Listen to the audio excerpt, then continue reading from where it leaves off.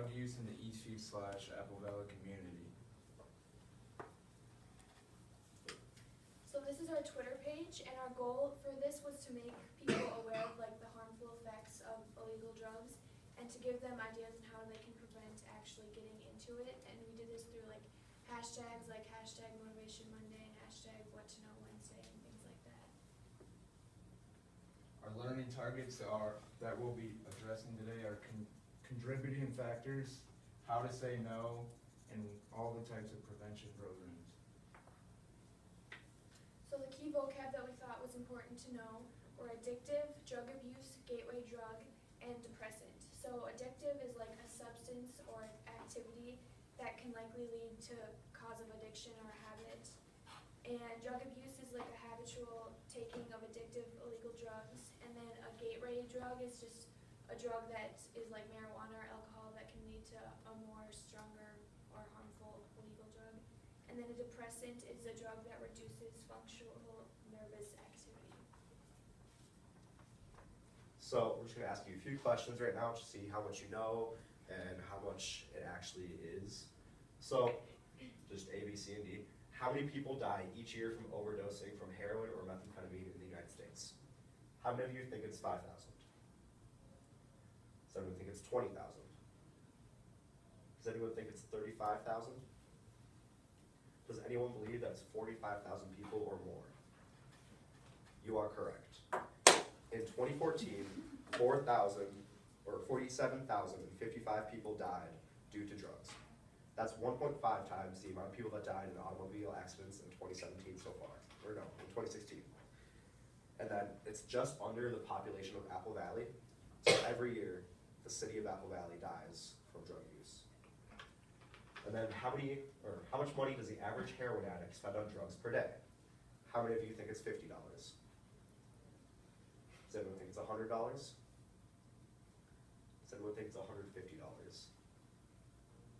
Does everyone think it's $200? The correct answer is C. It's $150 per day, which adds up to be about $54,000 a year. And that's a lot of money. That's a lot of people's average income per year. And that's just being wasted on heroin just for the 5-minute high or whatever that you need to get through the day. Some facts about drugs are an estimated 20 million Americans 12 or older have used illegal drugs. The long-term effects of drugs include it affects judgment, learning, decision-making, stress, memory, and behavior. And the genes a person is born with have an effect for half of the person's risk of addiction. Gender, ethnicity, and mental disorders also have a factor on addiction risk, and drug addiction and abuse can be linked to 1/2 of all major crimes committed in the United States. So some national statistics that we're going to focus on today are right here in the red circle. The yellow is the 10th graders, and the green is the 12th graders. And actually the last 4 or 5 years in sophomores in high school, the use of marijuana has been going down, which is very good because there's been more awareness in the high schools across the nation, which is proven by CNN. And then for seniors, it's been consistently pretty steady. It's in the high 30s, and it hasn't been going up or down really in the last couple of years. It's been staying pretty consistent. And then the drugs of choice for high school students, for 12th graders, is obviously alcohol and marijuana in the top 3. That's with any high school around America. And then after that comes prescription drugs, which is becoming a new and bigger problem than anything else because of Adderall and Oxycontin and Vicodin. People are just liking that more because they just pop a pill other than smoking or ruining their body with needles or something. So our first concept is drug classification, and this is divided into many different groups. So the first one is like what drugs are actually considered illegal drugs, and those are like cocaine, synthetic drugs, hallucinogens, opiates, etc. Another group is like the effect it produces on the central nervous system, so things like depressants and then major and minor stimulants.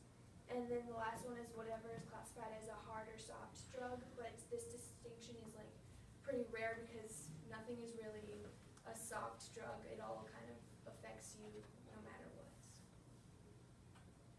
So consumption patterns is defined as a process by which individuals identify purchase and consume products to, and services to fit all their needs. So for example, that like try like smoking a joint to relieve stress before work or something. Alright, our third concept is personality traits. So according to a theory created by psychologists all around the country, believing some individuals may contain an addictive personality, which is stating basically that you are more likely to become susceptible to illegal drugs and influences as so. If you portray the certain personality traits such as lacking restraint, compulsive behavior, and difficulty in controlling impulses.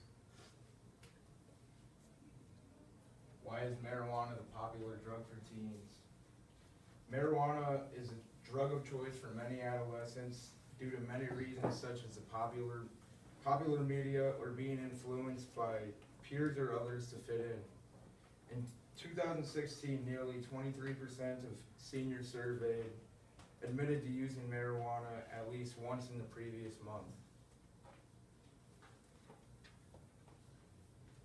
So our first current event would be the legalization of marijuana. Recreational and medical marijuana is fully legalized in Colorado and Washington, and I believe also California. Just last year, the marijuana business in Colorado topped $1 billion, while the state makes $150 million off of the taxes on marijuana. That's an absurd amount of money. $1 billion is a lot. And if the state were to lose that and the $150 million it gains off taxes, it would lose a lot of its infrastructure and a lot of the government employees would have to be laid off. It allows for Colorado to have many beautiful parks and nature reservations. Because of the extra money from the marijuana business, it just allows them to have a better government and a better state. And same with Washington. They're on average, or they're both in the top 10 states to live, and I believe Colorado's in the top 5. And that's actually very attributed to the legalization of marijuana, because it just makes it a better place to live because of the more money. And according to CNN, crime has actually went down 7% ever since marijuana was legalized. So people always think, oh, the drugs are more readily available, there's gonna be more crime, people are gonna steal more. It's actually the opposite effect with crime going down. Okay, and our second current event is losing the war on drugs. And drug arrests now account for 1/4 of the people locked up in America, but drug use rates have remained steady. Over the last 40 years, we've spent trillions of dollars on the failed and ineffective war on drugs. The drug war is not working. If alternatives aren't considered now, a solution may never be possible. Alright, this is teens doing fewer drugs but also still smoking marijuana. And according to CNN and the National Institute on Drug Abuse surveyed students between 8th and 12th grade. Drug consumption has significantly decreased. However, the use of marijuana is still popular among teens. What's also to note is a decrease in tobacco cigarette use, but an increase in e-cigarette use. So we have our surveys next, and our question was, how old were you when you first tried marijuana for the first time? And the great majority of the people that we interviewed have never used drugs, which is very good for ISU, or a very clean community, or at least from what we surveyed. And then I think one person was 10 to 12, that was one 11th grader, and then people that are 16 to 17, we have a more varied column, and that's 9th graders and 11th graders that have tried it when they're 16 to 17. And it just shows that the further you get into high school, the more likely you are and the more pressure you may be getting from friends to use and abuse drugs. And then as compared to the Minnesota Student Survey, again, the great majority have not tried drugs, but it's actually more varied. More people started to use drugs when they were 13 to 15 versus no one from our survey at ISU using when they were 13 to 15. Then our second survey, our question was, how often, if ever, do you use illegal drugs other than marijuana?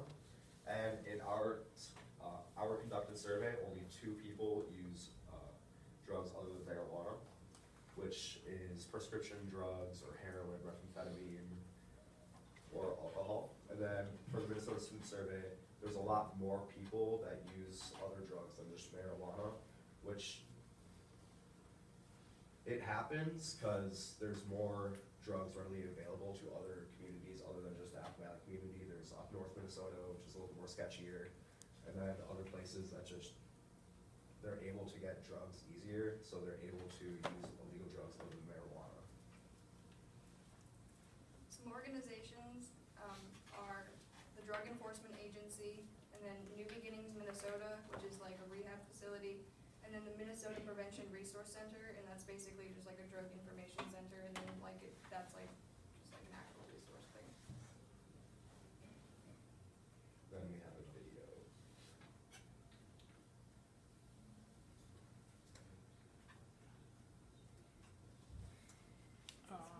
You might need to just go onto YouTube and pull it up.